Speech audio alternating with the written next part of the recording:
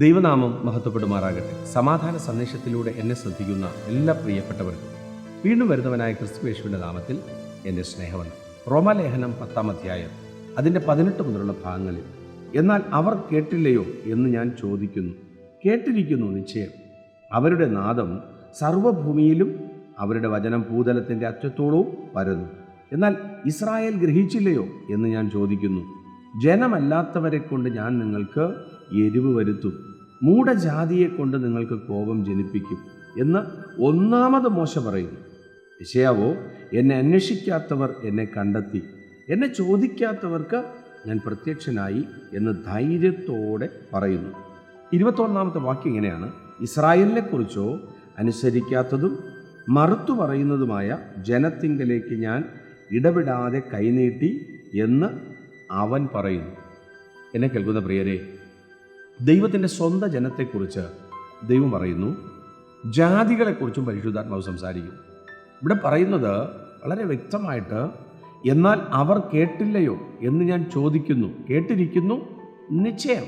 അടുത്ത വാക്ക്, എന്നാൽ ഇസ്രായേൽ ഗ്രഹിച്ചില്ലയോ എന്ന് ഞാൻ ചോദിക്കുന്നു.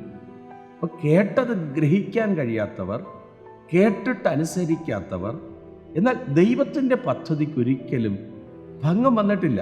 യെശയ്യാവ് അടുത്ത് പറയുകയാണ്, എന്നെ അന്വേഷിക്കാത്തവർ എന്നെ കണ്ടെത്തി, എന്നെ ചോദിക്കാത്തവർക്ക് ഞാൻ പ്രത്യക്ഷനായി. പ്രിയരെ, പുതിയ നിയമ ശുശ്രൂഷയ്ക്കകത്ത് കർത്താവ് 33.5 തിരുവയസ്സ് വരെ ഭൂമിയിൽ ജീവിച്ച് 3.5 വർഷത്തെ ശുശ്രൂഷയിൽ കർത്താവ് ഒരു ഉപമ പറയുന്നുണ്ട്.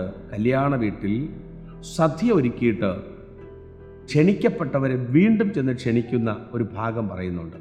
എന്നാൽ ക്ഷണിക്കപ്പെട്ടവരൊക്കെ പല പല കാര്യങ്ങൾ പറഞ്ഞ് ഒഴിഞ്ഞു മാറുമ്പോൾ, സദ്യ ഒരുക്കിയിട്ടാണ് വിളിക്കുന്നത്, ആദ്യം ഒരിക്കൽ വിളിച്ചു, ക്ഷണം കഴിഞ്ഞിട്ട് എല്ലാം ഒരുക്കി വെച്ചിട്ട് വീണ്ടും വിളിക്കുമ്പോൾ പലരും പല കാര്യങ്ങളാണ്.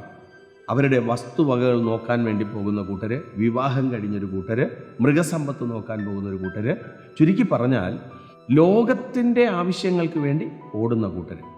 ഇങ്ങനെ ക്ഷണിക്കപ്പെട്ടവരാരും ഈ കല്യാണ സദ്യക്ക് വരാതിരിക്കുമ്പോൾ കർത്താവ് പറയുന്ന അടുത്തൊരു ഭാഗമുണ്ട്. നിങ്ങൾ വഴിയരികിൽ ചെന്നിട്ട് തെരുവിലിരിക്കുന്ന കണ്ണിൽ കണ്ട സകലരെയും വിളിച്ച് കല്യാണശാലയിലേക്ക് കൊണ്ടുവരാൻ പറയുന്ന ഒരു ഭാഗമുണ്ട്. പ്രിയരെ, ഇവിടെ വചനം പറയുന്നു, എന്നെ ചോദിക്കാത്തവർക്ക് ഞാൻ പ്രത്യക്ഷനായി.